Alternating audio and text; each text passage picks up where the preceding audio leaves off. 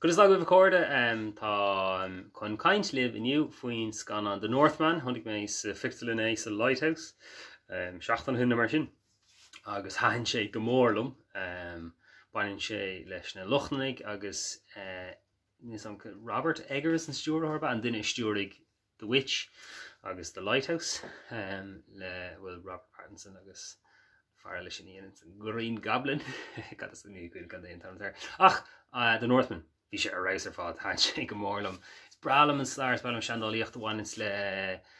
Lochnanig an éireann agus bailm na nithe agus na Harry a bhí acu agus an síl a bhí acu agus tugann an scanna seo léargus Harvh Spatial doing ar sin.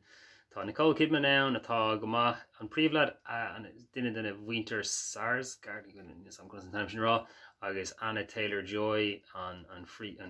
príomhhaine beidir nó an duine an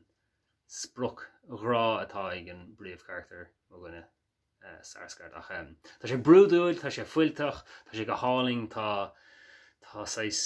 racan an in bhfuil bringlódí nó eisníocht nó speuridí beidir an bríomhcharachtar tá léirú ar bhrúdúlacht na Lochlanach agus cúgaíocht agus politíocht agus na Berserkers agus Valhall agus an fuinú tá sé béirle ábharín crochta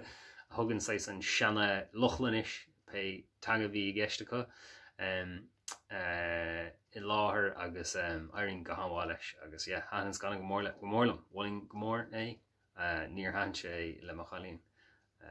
mar sin níos gom cad é chéann sin ach han sé go mórlam fuling é